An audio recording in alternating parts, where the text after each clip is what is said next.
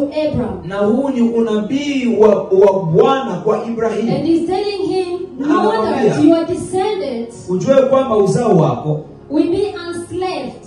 Utaenda utumwani. They will be mistreated. Wataenda kuteswa. Amen. Amen. But there is a time that I will send a deliverer. Lakini wakati unakuja nitatuma. A deliverer shall come.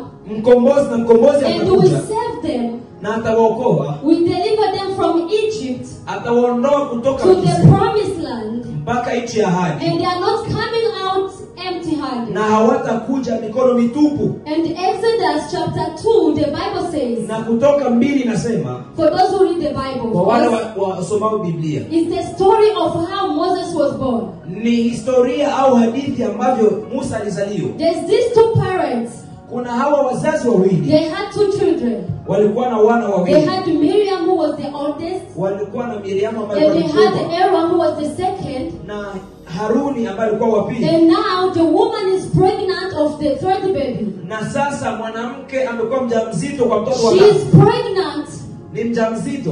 But before that, lakini the king, kabla ya hivyo mfalme, he has given out the decree. Ametoa tangazo. That any Hebrew woman that will give birth to a baby boy, kwamba kila Mwebrania atakayezaa mtoto the baby must be killed. Mtoto anapaswa kuuawa. But if it's a girl, lakini kama ni mtoto wa kike, the baby will be spared. Mtoto ataishi. Just imagine as a woman, jaribu kufikiri kama you are pregnant. Wewe ni mjamzito. And remember, they don't have ultrasound that time. Na ujue kwamba kile kipindi hawana vipimo vya kupima jinsia ya mtoto. Know what you are carrying. Kwa hiyo hauwezi kujua mtoto ni wa jinsia gani. If it's a boy or a girl. Kama ni wa kike au wa kiume. All you know, you are pregnant. Kitu pekee unachokijua wewe ni mjamzito. And the decree says if you give birth to a boy, na tangazo linasema kwamba your baby must die. Mtoto wa kiume they will come and snatch out your baby from your hand and be thrown into the river. Watanyang'anya mtoto wako na kumtupa. Just imagine as a woman. Jaribu kufikiri kama mwanamke. Knowing that by the time you deliver your baby, unajua kwamba kipindi utazaa mtoto your baby will be killed. Kwamba mtoto wako atauawa. I can imagine how the stress of pregnancy will be. Ninajaribu kufikiri utakuwa na mawazo msongo wa mawazo kiasi gani.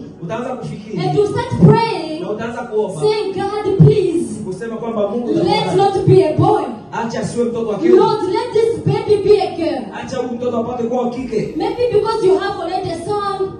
You have already a son. Yawezekana umeshakuwa na mtoto wa kiume. Even if you give a birth to a girl, it's not a problem. Kwa hiyo kizao wa kike hakuna shida. And you are praying, you are believing God. Kwa hiyo unaomba ukiamini katika maombi yako. You are trusting God for your miracle. Unamwamini Mungu kwa ajili ya muujiza. And you know, once you deliver that miracle, wakati utakapoachilia huo muujiza, it will be taken away from you. Ule muujiza utaondolewa kwako. But something happened. Lakini kuna jambo linatokea. When this woman gave birth, wakati mwanamke she was pushing in prayer. Alikuwa akiomba. She was pushing in prayer. Alikuwa akiomba. She was interceding for this baby to be born. Alikuwa akiomba mtoto azaliwe. And when the baby came out, na wakati mtoto alizaliwa, it happened to be a boy. Ilitokea kwamba ni wa kiume. What will you say? Utasema nini? Lord, I have given birth to a boy. Nimezaa mtoto wa kiume. What do I do with this baby now? Mtoto wa kiume. Because the Pharaoh is coming for me. Kwa sababu huyu ataondolewa. If he hears that I gave birth to a boy, he will come for me. Kwamba nikizaa mtoto wa kiume ataondolewa kwangu. Amen. Amen. But the Bible says when she saw that the baby was beautiful, lakini Biblia inasema she tried to hide him. Wakati aliona mtoto ni mzuri, for 3 months. Alimficha miezi mitatu. For 3 months she was trying to hide the baby. Kwa miezi mitatu alikuwa akificha mtoto. Just tell me, how can you hide the baby? Jaribu kufikiri. Because the baby cries. Unawezaje kuficha mtoto? They make noise. Kwa sababu mtoto analia. Especially when they have diapers full of whatever, they make noise, they cry. Zaidi sana wakati anapokuwa amevaa zile nguo za kitoto. Every other woman in the land is crying. Na kila mwanamke analia. And at night, especially at night when everything is quiet. Zaidi sana usiku wakati kila kitu kinakuwa kimya. Then when baby starts crying. Ndipo ambapo mtoto anaanza kulia. And the land is quiet. Na sehemu zote ni ukimya. Trust me, if anyone hear a cry of a baby in your house, jaribu kufikiri kila mtu ambaye atasikia sauti ya mtoto akilia katika nyumba yako. Pharaoh is coming for you. Kwa hiyo Farao atakujia. But because she saw this baby was a good child. Lakini kwa sababu alijua kwamba mtoto because it wasn't an ordinary child. Kwa sababu alikuwa mtoto wa kawaida. When she was holding a baby, wakati alipokuwa akibeba she mtoto, was seeing her miracle. alikuwa anaona muujiza She wake. was seeing the prophecy coming to pass. Alikuwa anaona unabii ukifaa. Because they've been in the slavery for 400 years. Kwa sababu walikuwa katika utumwa And now a deliverer is here. na mwisho wa siku She says, mkombozi no, amefika. no. I know this baby. Anasema najua mtoto. It was prophesied more years ago. Alikuwa ametabiriwa And I miaka will not 400 let anyone touch my miracle. Sitaacha mtu yeyote aweze I will kugusa not muujiza let wangu. anyone touch my deliverer. Sitaacha mtu yeyote Just aweze ask kugusa yourself, mkombozi wangu kama wewe mwenyewe. when you look at your children, Wakati unaona wanao, what do you see? unaona nini? When you look at your wife, Wakati unaona mkeo, what do you see? unaona nini? When you look at your husband, Wakati unamuona mumeo, what do you see? unaona nini? Are you seeing a result or a response to your prayer request? Je, unaona jibu la maombi yako? Are you seeing a miracle that you've been trusting God for? Je, umeona muujiza ambao ulikuwa ukisubiria? Are you seeing a deliverer who is coming to deliver your family? Je, unaona mkombozi amekuja kukomboa familia yako? Just ask your neighbor just close to you. What Jaribu do you kuuliza see? jirani yako, unaona nini? What do you see? Unaona nini? And what she tried to do, Na ambacho anajaribu kufanya, because after dreaming she couldn't hit him anymore. kwa sababu baada ya mtoto kuzaliwa She wewe kuficha tried all tena. her best. Alijaribu kadri She awezavyo. was trying to keep the baby on her own. Alikuwa anajaribu kumtunza She was mtoto. trying to secure the baby on her own. Alikuwa anajaribu kumficha yeye But mwenyewe. when she saw that it was impossible to keep protecting the baby, Lakini wakati alipoona ni vigumu she kuendelea kumlinda decided to mtoto, let the baby go. akaamua kuachilia And you know mtoto. what? Na unajua nini? You know where she put the baby? Unajua alikomwachilia She mtoto. just fabricated the basket. Alijaribu kutengeneza kiachilia And you know mtoto. what? Na unajua nini? You know where she put the baby? Unajua alikomwachilia She mtoto. just fabricated the basket. Alijaribu kutengeneza And she kikapu put the baby in it. na akamweka mtoto katika kile And she kikapu went to put it in her bag. na akaenda kumweka kwenye ukingo. The problem is not the baby in the basket. Shida si mtoto The katika kile problem kifungo, is for what is in the river. lakini ujiulize katika ule mto kuna nini? Amen. Amen. Because all the crocodiles that are there, Kwa sababu kuna mamba every ziko time ndani. they can come to attack the baby. Wakati wowote wanaweza kuja wakamuua mtoto. But this woman stood up and said, Lakini mwanamke alisimama akasema, I've been trying to keep this on my own. nimekuwa nikijaribu kutunza I've been mwenyewe. trying to pray and intercede for this on my own. Nimejaribu And kuitunza now hii. it's time I have to let it go. Sasa imefika muda wa Because kuachilia. when you say you let it go, Kwa sababu unaposema you let naachilia, it go and you let God take control. wakati unasema kwamba That's naachilia Mungu why wangu you kwa hata. cannot keep anything on your own.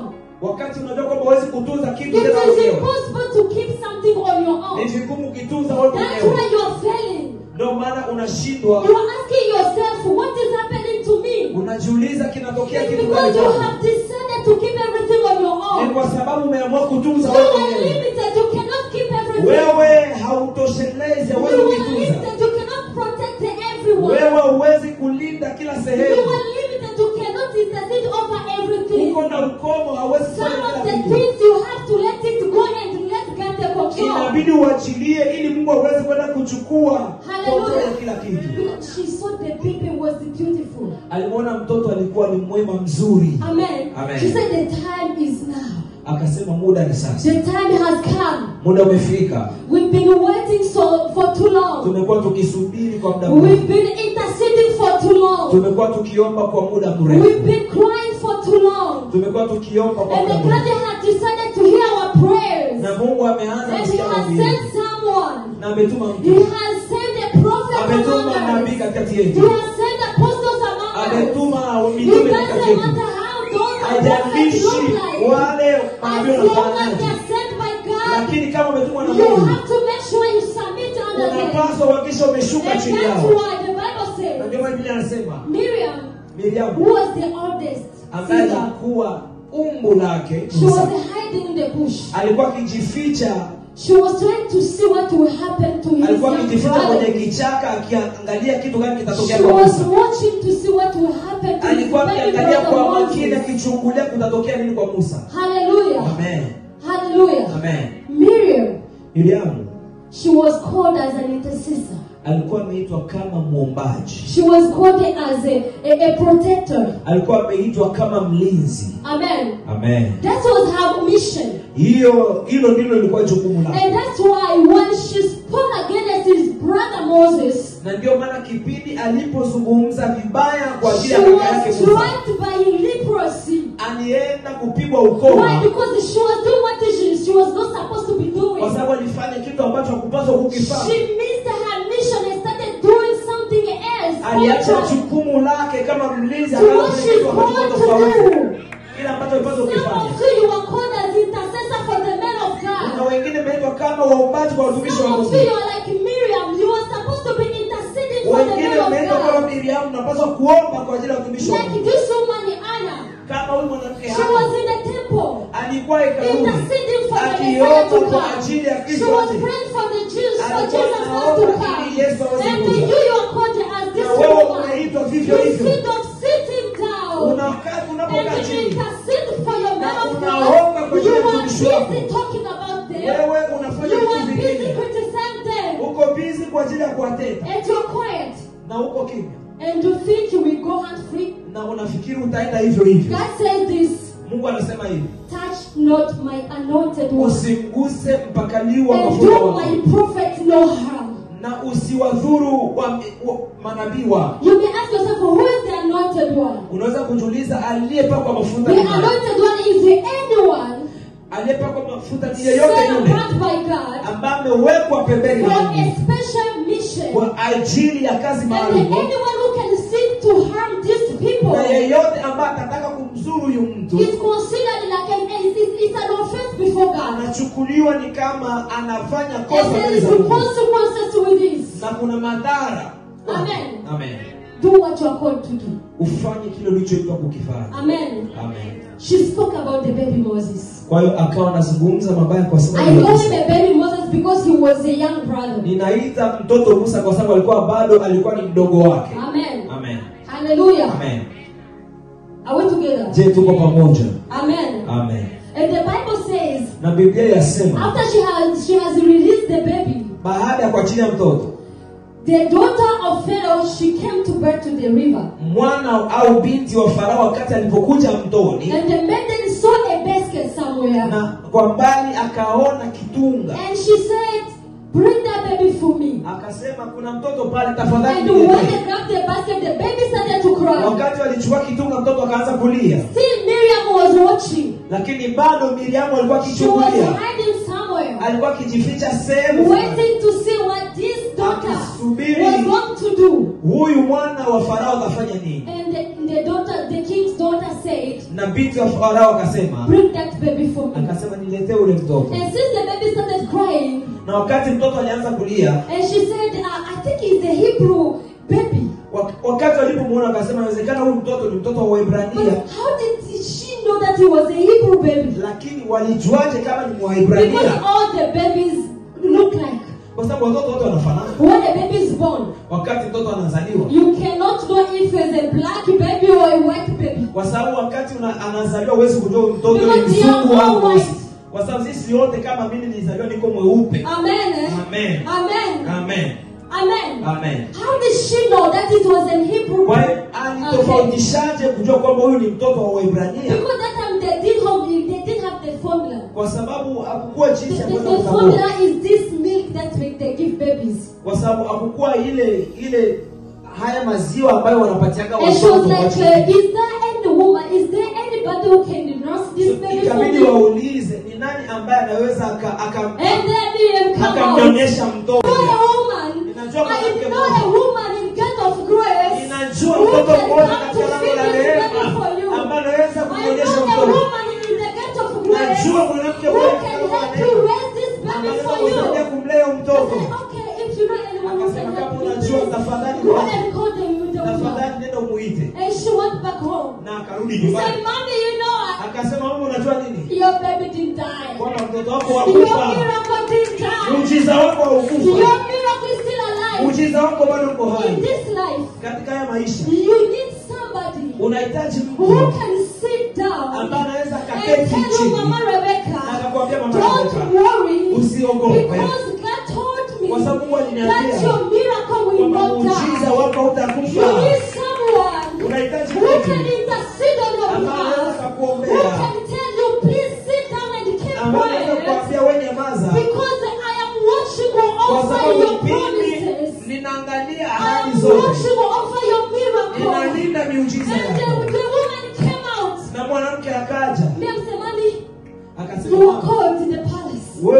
aliitwa kule. I don't know how she was walking here and that the baby was still alive. Sijui jinsi gani alikuwa I don't know if she was wearing high heels like sijui mine. kama alikuwa anavaa wote leo kama mie. You are being called there. Please, let's go. Mama unaitwa And she ikulu. was walking majestically. Akawa anatembea kwa Knowing madaha. that her baby will never be Akijua kwamba killed. mtoto wake akufa. Because where she Kwa was, sababu kule alikoenda it was dangerous. ilikuwa kweli ni hatari. But where the baby was found Lakini in the mtoto palace, alikoenda it kuwekwa was kule the ikulu. only place Ilikuwa that ni can sehemu keep pekee her miracle alive. salama ya kutunza muujiza wake. Amen. Amen.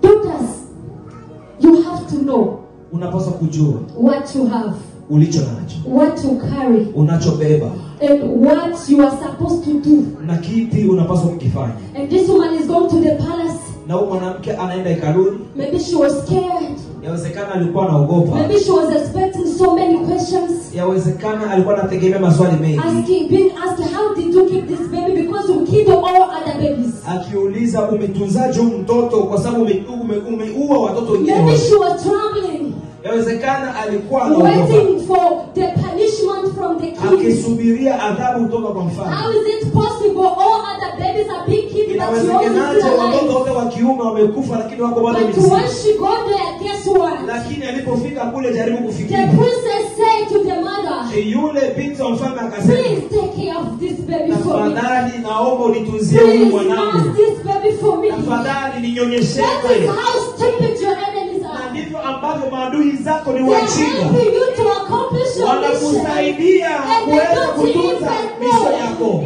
They are blessing you. Wanakubariki. They don't even know what they're doing. Hawajui ambacho That's wanakifanya. what God can do. Na ndicho ambacho Mungu anaweza He kufanya. will transform your enemies to be a blessing to Atabadilisha you. maadui zako wapate kuwa baraka Now kwako. she is nursing her own miracle. Kwa hii sasa hivi yeye mwenyewe ananyonyesha Now muujiza she wake. has enough time Kwa hiyo ana muda wa kutosha to nurse her own baby. kwa ajili ya kunyonyesha mwanae. Amen. Amen.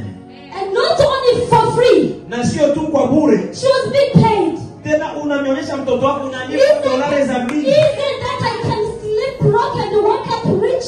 Unajua unalalaje wewe ni maskini unaamka wewe ni tajiri? It is possible. Inawezekana. You can sleep with not job.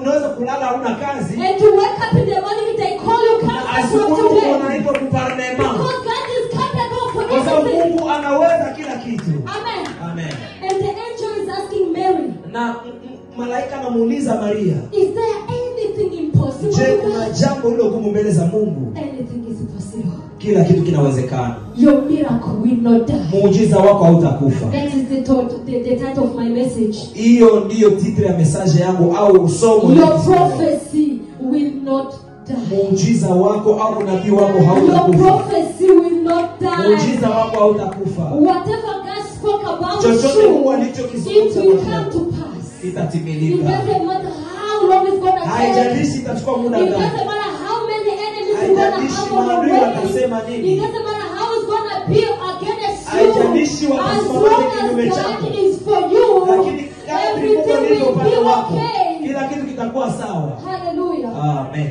Amen. Amen. She was taking care of her miracle. Alikuwa akitunza muujiza wake. And no one knew. Hakuna aliyejua. I don't know what she was teaching Moses because I don't understand how Moses came to know that she doesn't belong to Egyptian. Sijui jinsi gani ambavyo alikuwa akimfundisha Musa. Maybe when she was changing the diaper, Yawezekana kipindi alikuwa She was anamfundisha saying- kushe, baby, you know, akawa anamwambia mtoto, unajua she's not your mom. huyu yule sio mama yako. You can call mama if you want. Unaweza kumuita kama You can unapenda. call Pharaoh daddy if you want. Unaweza kumuita yule But just mfalme. know that you baba. belong Lakini somewhere. unajua kwamba wewe You ni sehemu are the fulani deliverer. Wewe ni The mkombozi nation for wa Israel. watoto wa Israeli. No, just listen to me, baby. Kwa hiyo unisikilize mtoto. Please, their God is not your God. Yule Mungu wako sio Your Mungu God wako. is Jehovah Mungu wako ni Yeshua Jehova HaMashiach. Yeshua You Hamashia. have to know that Unapaswa kujua you hivyo. are coming to deliver the nation of Israel. Umekuja kuokoa taifa la Mungu. Don't behave anyhow. Usiweze kuwa na tabia yoyote ile au usiweze kuwa na hali yoyote ile mbovu. Because your generation depends on you. Kwa sababu kizazi chako kinakutegemea wewe. Your family depends on you. Familia yako inakutegemea wewe. Whatever you do today, chochote utakachofanya leo, positively or negatively, kiwe kizuri au kibaya, it will always affect something. kitazuru kitu fulani sehemu fulani. Amen. Amen. Amen. Amen. Amen. You have to know the God to serve. Unapaswa kujua Mungu mtumikiaye. And you have to know the season. Na unapaswa kujua And wakati the wa majira. timing of God. Na wakati wa Mungu. You have to understand that everything under the sun Unapaswa kujua kila kitu chini ya jua has a timing. kiko na muda. Timing in the kingdom of God is everything. Wakati katika ufalme wa Mungu ni kila kitu. We don't rush. Hatukimbilii. I don't know how long it took Moses to understand Musa ilimchukua miaka mingapi aweze kuelewa that she will go. jaribu kuambia nini waambie. Because if you tell them in this country, baby, you have to work. Kwa sababu ukiwaambia katika nchi mtoto wangu kuna You have to work. unapaswa kutumika, You have to look for money. unapaswa kutafuta pesa. And that's when it grows. It grows Na inside hiyo of them. They inaanza know, kukua, nasema mommy kwamba, said that I have to work so Mama hard. aliniambia pesa ndo kila kitu, inabidi nitumike kwa bidii. Amen. Amen. Be careful with what you teach Wewe your kila kids. kile ambacho unafundisha wanao. Hallelujah. Amen. I like what this woman did. Ninafurahi kile ambacho mwanamke alifanya. Just going back a little bit. Tukirudi tu kidogo. She tried all her best to keep the baby alive. Alijaribu kadri awezavyo kutunza mtoto. And she couldn't hide him anymore. Na asingeweza tena kumficha. And she decided to let go. Na akaamua kwenda kuachilia. And when she decided to do so, wakati aliamua kuachia, that's when God opened the door. ndipo Mungu alifungua mlango kwa ajili yake. That's when God introduced her for her destiny helpers. Kumtambulisha kwa wale wasaidizi wa hatima yake. Amen. Amen. Because sometimes you have to take your enemies to a level where they cannot operate. Kwa hiyo wakati mwingine unapaswa kuwapeleka maadui zako kwa kiwango ambacho hawataweza kufanya kazi tena. Every time you pray, you sit down. Unaomba, unakaa Every time chini. you pray, you sit down. Wakati unaomba unakaa chini. Every time they ask you to pray, you are sitting. Wakati unapokuambia usimame When unakaa. will you change the battlefield? Wewe utabadilishaje au You are kubadilisha always nini on the ulingo wa same vita? level of prayer. Unaombaga pale pale You are wakati always wako on the kile. same spot. Unaombeaga tu pale pale. Change the position. Badilisha hata sehemu. Amen. Amen. We have to even to the nature. The nature can teach us. Hata asili au mazingira yaweza kutufundisha. You know when an eagle, Unajua wakati tai when an eagle sees a snake, anapoona nyoka, the eagle will come down tai atatoka and he will juu grab the snake na atambeba nyoka from down to the sky. kutoka chini mpaka angani. Because the eagle knows Kwa sababu tai that anajua, the snake cannot operate in the sky. anajua kwamba nyoka hawezi kufanya kazi yoyote kule A angani. snake cannot bite you in the sky. Angani nyoka hawezi kukung'ata. If he cannot operate in the sky, Kama hawezi kukung'ata he angani, cannot operate in the water as well. hawezi pia kufanya And kazi that's kwenye why the maji. eagle will always go up. Na ndio maana siku zote tai anaendaga juu. Change your position. Badilisha eneo Change lako. the battlefield. Badilisha eneo la Show vita. your enemy that you are not the Mwambie same adui level. yako kwamba wewe si yule Just yule. tell him that. Mwambie kwamba Oh, other prayer, I did it on my knees. aina zote za maombi nilifanya kwenye magoti yangu. All other battles, I fought them standing and Vita sitting. yote nimeipiga nikiwa But this nimesimama. one is different. Lakini itakuwa I tofauti. will fight it on my knees. Nitaipigana You nimepiga came for my magoti. sister, you succeeded. Umekuja kwa dada yangu You came for umefanikiwa. my brother, you Ulikuja succeeded. kwa ajili ya dada yangu You au came kaka yangu for my umefanikiwa. neighbors, you Kwa succeeded. majirani zangu But ulifanikiwa. this Lakini miracle, muujiza you will have to fight me for it. unapaswa This kulipiganisha nyumba. prayer of mine, Haya maombi you yangu will have to fight me unapaswa for it. I kulipiganisha. will not allow you to take Sitaruhusu whatever uwezo belongs to me. kuchukua tena. Just like that. Kama hivi And hivi that's tu. why Paul said, Ndio maana Paulo akasema, this is how I fight my battle. hivi ndivyo ninavyopigana vita How are you vyangu. fighting? Unapiganaje Are wewe? you fighting with your mouth? Unapigana With your mouth. na kinywa chako. How are you expecting to win the battle when you are Unategemeaje busy kushinda vita criticizing the man of God? wakati wewe hauko na How are you expecting your prayer to be answered Unategemeaje when maombi yako you kujibiwa? are busy gossiping?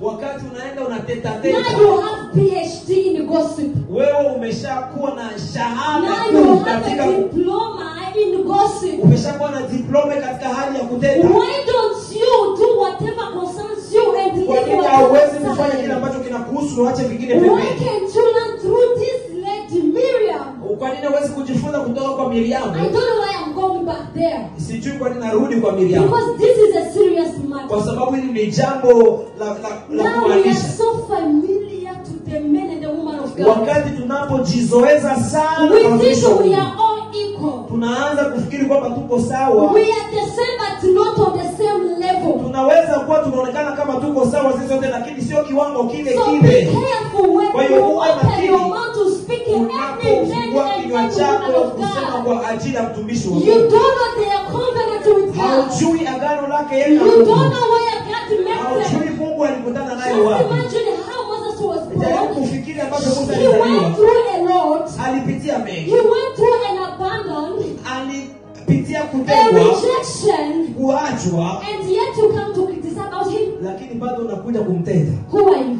Wewe ni nani? What did he do?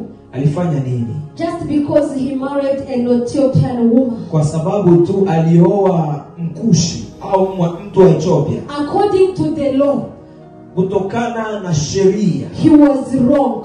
Alikuwa amekosea. But according to God. Lakini kutokana na Mungu. Only God knows. Mungu mwenyewe alikuwa anajua. Just leave the matter aside. Wewe hata ile historia yako. Haikuhusu wewe. Just focus to what you're going. Wewe endelea katika kile ambacho unapaswa kufanya. You know what? Unajua nini? Dear men of God. Kuna watumishi wa Mungu. When they are called by God. Wakati wanapoitwa na Mungu. Because God also come to choose somebody when she do something crazy. Wakati mwingine Mungu anakuwa anakuja kuchagua mtu, anaona mtu ameshafanya vituko kabisa. If anyone tells you that I was born a Christian and I grew up a Christian, I was a good man, I was tunaweza tukafikiri ataenda kuchukua mtu aliyezaliwa Mkristo. Usifikiri tu kwa sababu mtu amezaliwa Mkristo, hapana. Amen. Amen. Most of them, wengine wao, they always have something crazy in life. Huwa wana vitu ambavyo ni vya kichanda. They have a crazy past. Wako na historia ambayo ni chafu wengine. And when God called them, na wakati Mungu awaitapo, amen. Amen. Because God doesn't check your resume before he calls you. Basi Mungu akwambia anaangalia resume yako au CV yako kabla ya kukuita. Before he calls you. Yeye haangalii unafananaje ili aweze kukuita. You may be young. Unaweza kuwa kijana. You may be slim like me. Unaweza kuwa mwembamba kama mimi. You may be have education. Resume yako au CV yako kabla ya kukuita. Before he calls you. Yeye haangalii unafananaje ili aweze kukuita. You may be young. Unaweza kuwa kijana. You may be slim like me. Unaweza kuwa mwembamba kama mimi. You may be have education. Unaweza kuwa umesoma. But God doesn't look at lakini Mungu angalia hayo yote ambayo unaangalia wewe. All he's looking is to what he has invested anaangalia hata ndani yako ni nini. And when God put you apart. Wakati Mungu sasa anapokuweka pembeni. When God anoints you. Na wakati Mungu anapokupaka mafuta. He is so jealous. Na anakuwa mwingi wa wivu. When anyone tries to harm you. Kwa yeyote ambaye atajaribu kukudhuru. Amen. So there are men of God when they are being called by God. Kuna watumishi wa Mungu wanapokuwa wameitwa na Mungu. They will say, God, okay. Wanasema Mungu sawa. You're calling me, it's okay. Umeniita ni sawa. I will accept the calling. Nitakubali wito. But remember what I do. Lakini ukumbuke nikifanyacho. Remember my mouth. Ukumbuke mdomo wangu. Mimi nakuwa naongea sana. I do this and that. Mimi nakuwa nafanya hivi na vile. I'm not encouraging anybody to keep sinning. Siko na mtia mtu moyo aendelee kufanya dhambi. But before you judge somebody of sinning, you have to understand the sin. What is the sin? Lakini kabla ya kumhukumu mtu kwa sababu ya dhambi fulani unapaswa kuelewa maana ya dhambi. Because there are sin that we consider sin yet before God are not sin. Kwa sababu kuna dhambi unaweza kuihesabu dhambi lakini mbele za Mungu haihesabu. Amen. Amen. So okay, if you call me, it's fine. I will follow. Kama umeniita Mungu sawa, nitafuata. If I accept this mission, lakini kama nitakubali wito, and if it happened to me, I fall. Na ukiona mimi ninaanguka, please Lord, tafadhali Mungu, don't punish me. Usiniadhibu. And don't punish my generation. Na usiadhibu uzao wako. And that is the argument between you and your God. Hilo ndilo agano na Mungu wake. Amen. Amen. What we see tunachokiona is not always the reality. Sio wakati wote ndio ukweli au uhalisia wa mambo. Before putting your mouth in someone's business, kabla haujamteta mtu yeyote yule. You have first to know the covenant they have with God. Unapaswa kujua agano hilo lifanya na Mungu. These men of God, Au watumishi wa Mungu. I'm not talking all the men of God you have here. I'm not sisemi kuhusu watumishi wote wa Mungu. Because we are used to them, they are familiar to us. Some they are our uncles, wengine ni wajomba. Others they are our fathers-in-law, others they are baba zetu wakwe. But it's very tough to live with this kind of people. Ni vigumu sana kuweza kuishi na hii aina ya watu. It's very tough.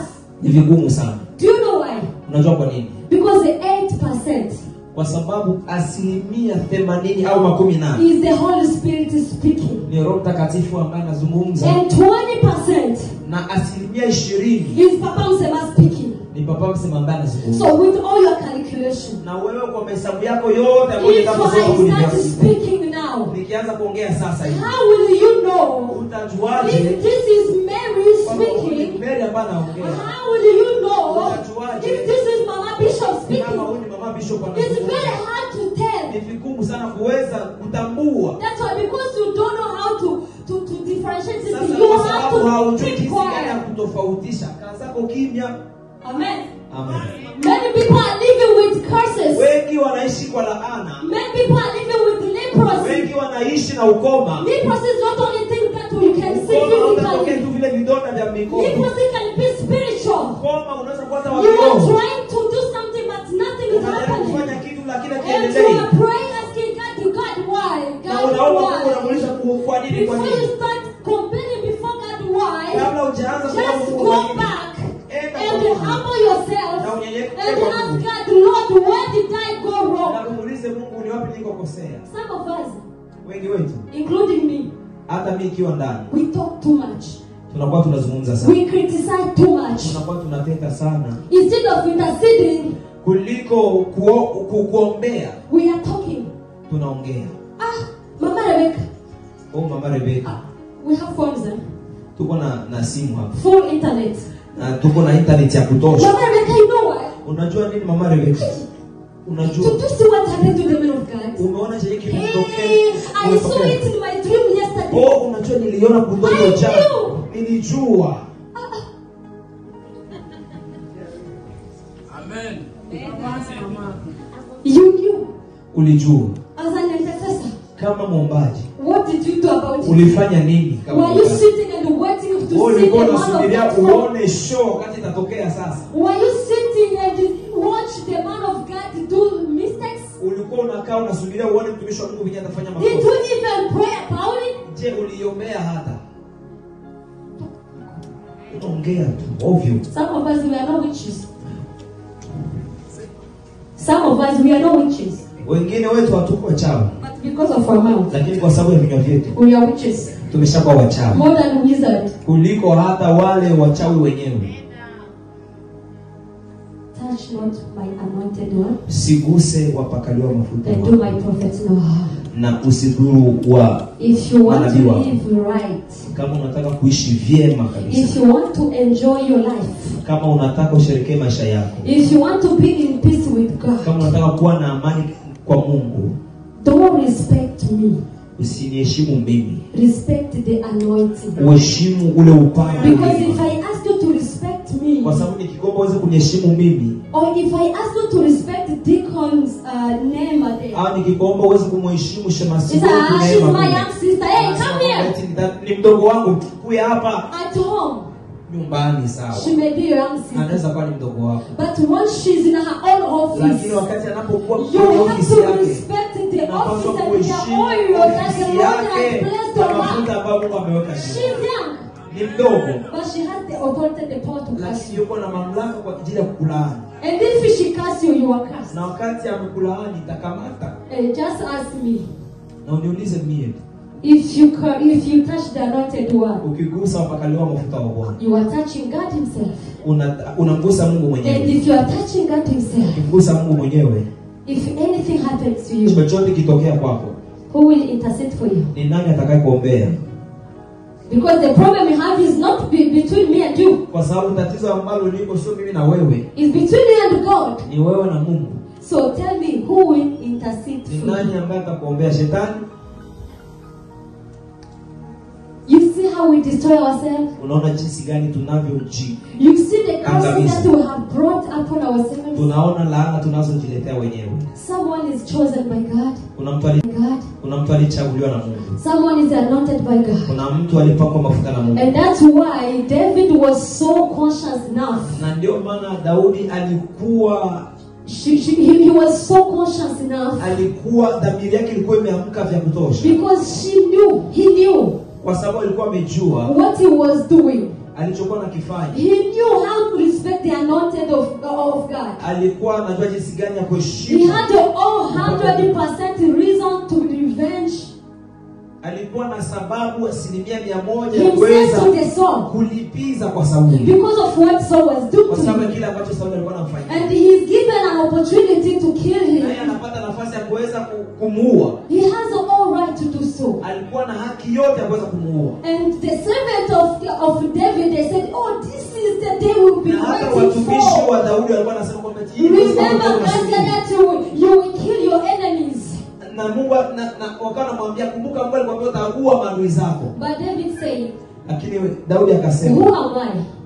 Mimi ni nani? To touch the anointed one of God. Mpakaliwa jina langu. If it be destroyed, let it be destroyed, but not in my name. Kama ataangamizwa acha angamie si kwa jina langu. I will give this example just so quickly. Nitatoa mfano kwa haraka. When we went to Quebec City, wakati tulienda Quebec City, there is this woman who came with the child. The child was autistic. Kuna mwanamke ambaye alikuja na mtoto ambaye hakuwa sawa. But those who can see deep in the spirit, kwa wale ambao wangeweza kuona kiundani they were able to locate the source of the problem. Walienda kutambua chanzo cha tatizo lilikuwa ni nini. This kid didn't do anything wrong. Mtoto hakufanya chochote. It's something that happened when he was in the womb. Ni kitu ambacho kilitokea wakati bado alikuwa tumboni mwa mama yake. So he didn't know what was happening to the outside. Kwa hiyo hakuwa anajua kilichokuwa kinatokea nje. And the man of God said, na mtumishi wa Mungu akasema, the problem of this baby, tatizo la huyu mtoto is not him.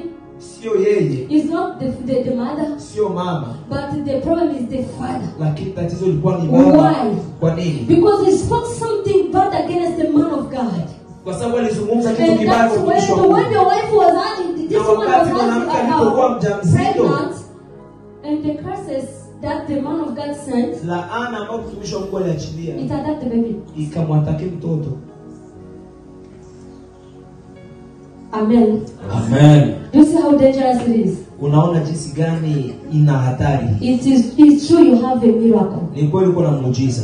It's true there is a promise upon your life. Ni kweli kuna ahadi juu ya maisha yako. It is true there is a prophecy spoken about your life. Ni kweli kuna unabii juu ya maisha yako. But what are you doing to keep it safe? Unafanya nini kwa ajili ya kulinda? What are you doing to make it happen?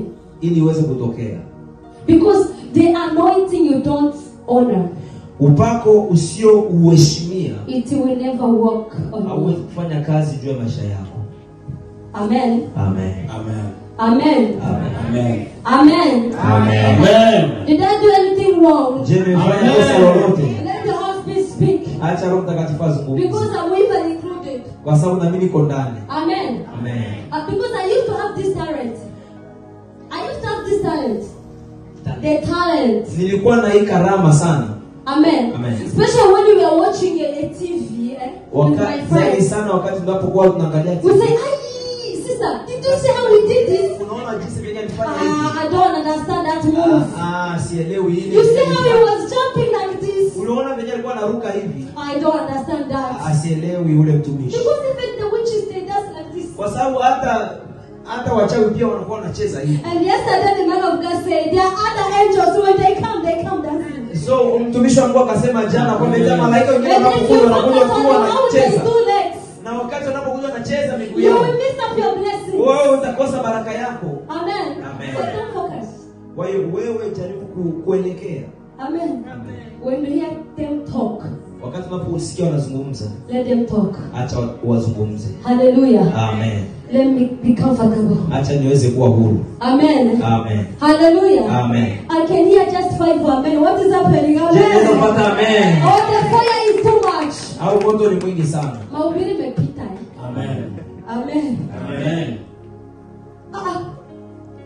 I still have 15 minutes. Bado niko na dakika 15.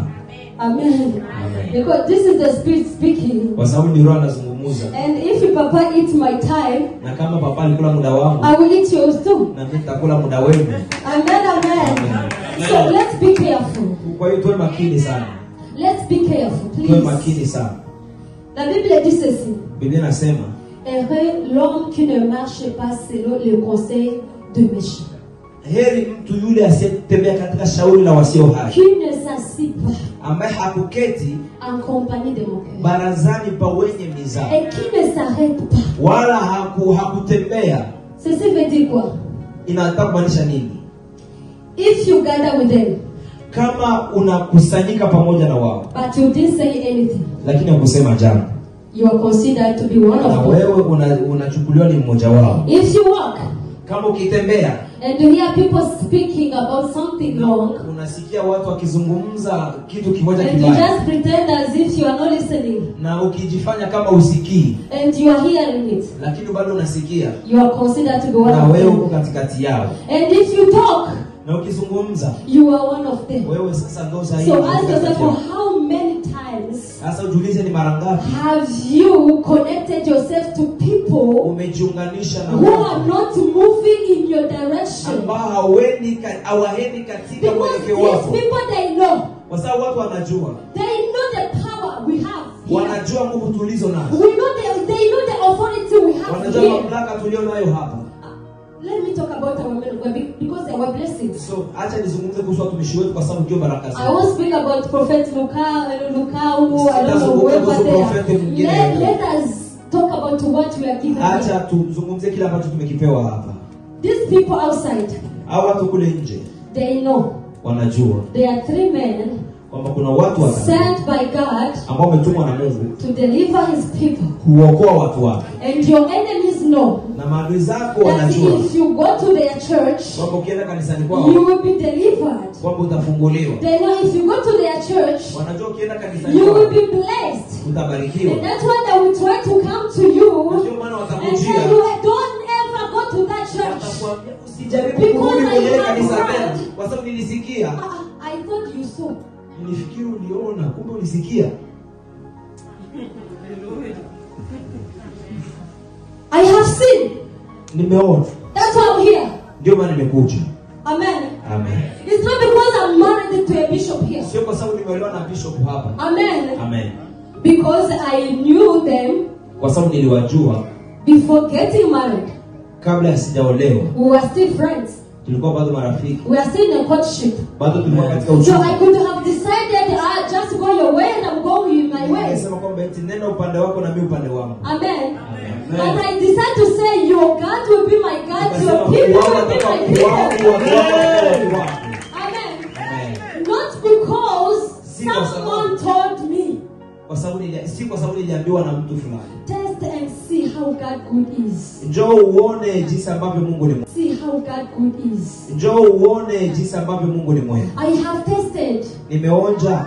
Amen. Amen. That's why I'm here. Ndio maana niko hapa. I have seen the power of God through them. That's why I'm here. Nimeziona nguvu za Mungu kupitia wao, ndio maana I niko hapa. have heard God speaking. That's why I'm here. Sikia Mungu akizungumza, ndio maana niko I hapa. have for the sick and the receiving Him. That's why I'm here.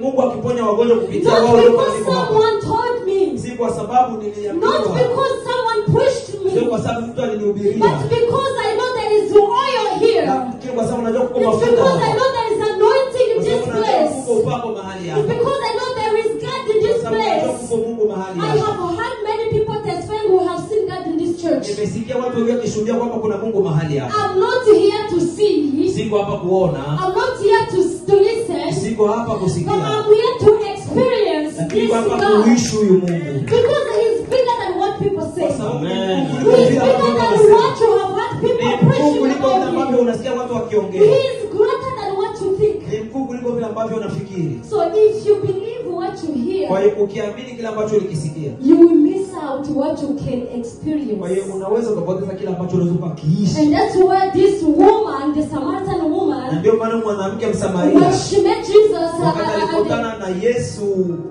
how do you call that? at the well.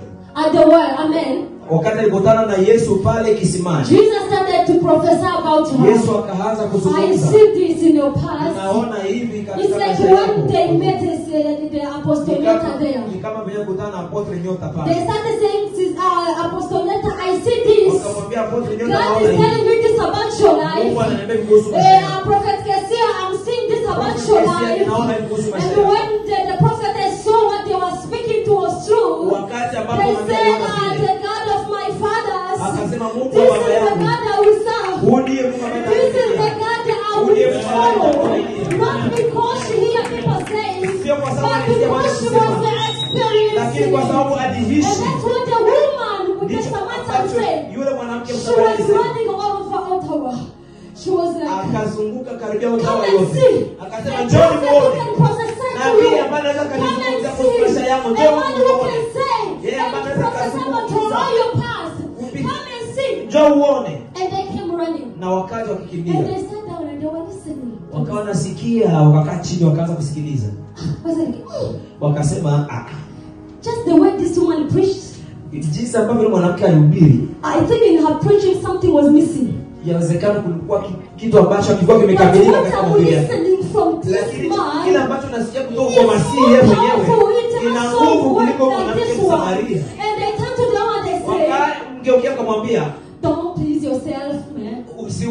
usijisifu wewe We mwenyewe. don't believe because you preached to us. Hatukuamini kwa sababu umetuhubiria. But it's because we have came Lakini and kwa sababu seen. tumekuja na We tumeona. have experiencing what you talk Tumeishi kile about. ambacho And that's why we are here. Na ndio maana tuko hapa. Don't live without what you heard. Don't live with what you heard about people saying. Usiishi kutokana kile ambacho watu wamekisema. Seek Tafuta to experience it by yourself. uishi kile kitu wewe mwenyewe. Amen. Amen. Amen. Amen. Because hey, this amen I know it's announcing something. Hii amen najua imeshaanza kunitangazia kitu. Just give me 5 minutes. Amen. Dakika 5 nitakuwa nimemaliza. Amen. Say amen, Papa. Amen. Can we clap for the Lord? Tunaweza kupiga mikono kwa ajili ya Yesu. Amen. Amen.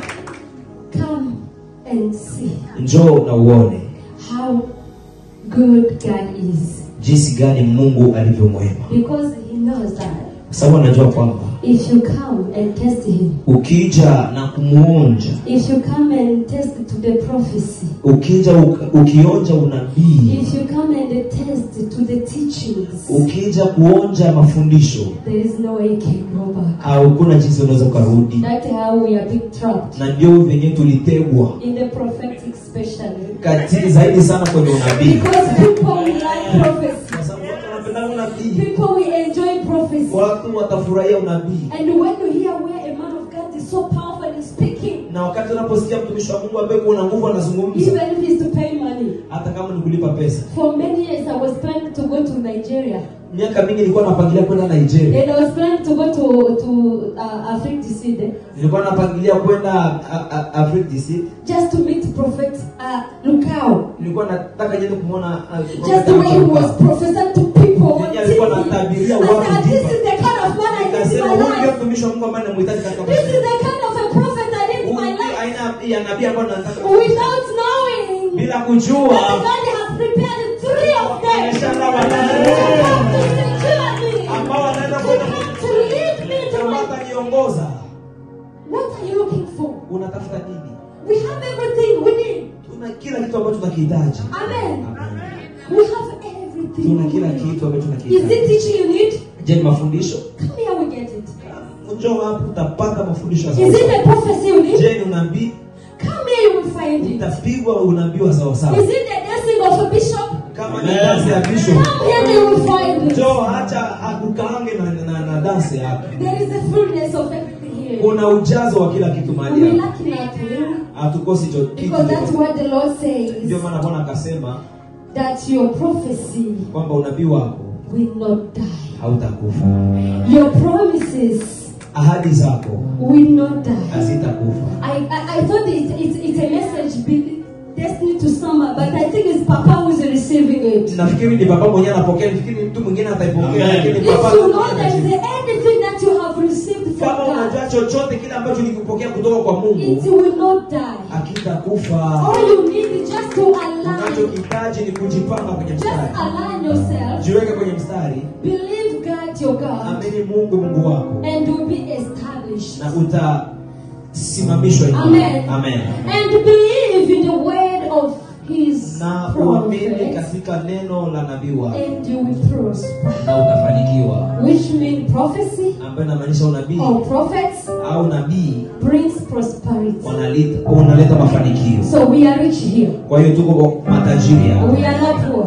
Hatuko maskini. Just to finish my message. Kwa kumaliza ujumbe wangu. Just to tell you this. Ni kukuambia hivi. It doesn't matter what God has spoken about haijalishi you. Mungu amesema nini. If you are not aligning yourself. Kama haujasimama kwenye mstari. If you are not connecting to the anointing. Kama don't submit to the anointing. Kama hutajenyekea katika yule nabii. You will get nothing. Hautapata kitu. And what's the problem? Na tatizo ni nani? It's you who will suffer. Ni wewe ambao utasumbuka. Because they keep so high. Kwa sababu wanaendelea kupanda juu. They keep moving. Bado wanaendelea. But if you are busy. Lakini uko busy. Amen. Amen. Be connected. Uendelee kujiunganisha. And listen to them. Na uwasikilize. Please can we stand? Tunaweza kusimama tafadhali. Hallelujah. Amen. Can we put our hands together for Jesus? Je, tunaweza kupigia Yesu mkono? Amen. Can we clap for Jesus? Tunaweza kupigia Yesu mkono. This God is good. Huyu Mungu ni mwema. And that's why we are going to pray. Ndio maana tutaomba. First of all, jambo la kwanza, we are going to humble ourselves to whatever thing that you have spoken against the man of God, which is a katika lolote lile ambalo tulizungumza kinyume na mapenzi ya Mungu kwa watumishi wa Mungu. It doesn't matter who you spoke about. Hajalishi umezungumza kuhusu nani yeyote yule. Maybe I may have spoken about you. Inawezekana mimi nimekuzungumzia wewe. And you are the anointed of na wewe ni mpakaliwa mafuta wa Bwana. Maybe you have spoken something about me. Inawezekana umezungumza kuhusu mimi au kinyume changu. And I am the anointed of God. Na mimi ni mpakaliwa mafuta wa Bwana. Maybe we spoke about the men and the women of God. Inawezekana umezungumza kuhusu mwanamke au and because of that we are suffering. Na inawezekana tunaanza kusumbuka because of what we are doing unknowingly. Amen. We are going to ask for mercy. Tutaenda kuomba rehema za Mungu. And after that, na baada ya hapo, we are having just 2 prayer requests and I will be done. Tutakuwa na maombi mawili alafu tutakuwa tumaliza. Amen. I wanted to humble ourselves and ask for mercy for God. Because when you do something wrong, the only way you can be restored is to ask for mercy. That's why even Moses, even though he was the one wronged, he went back and interceded for Miriam. We talk about them, yet they are the one coming back to intercede for us. Can somebody pray? I won't ask anybody. I won't force anyone to pray because you know your life. You know how much you talk about the man of God. You know how much you talk about the wife of the man of God. You may say you love the man of God but not the wife. If you love the man of God, you have to love with everything that comes with him. It doesn't matter how the wife looks like. Because this woman married, Moses married, she was different from Israel. Amen. So which means we may have many people different from us. Hallelujah. And we spoke bad things about them. And that's why we are suffering. We are going to pray. Come on, somebody. Let's pray. Heavenly Father, we ask you for your mercy. Heavenly Father, we ask you for your forgiveness. Whatever that we have spoken against the men of God, which is delaying our blessings, which is delaying, Father Lord, our miracles to occur. Father, I confess all my sins. Any negative word that I've spoken about anyone anointed by you, anyone set apart by you, Jesus. If I have ever touched the anointed one, Lord, I ask you for your mercy. In the name of Jesus, have mercy on us, oh God. May you forgive us. May you sanctify your mouth, oh Father. We are going to speak about your gospel, your word, oh God. But you have changed the mission that you have given us. And we are doing contrary to what you are asking us to do. Father, we ask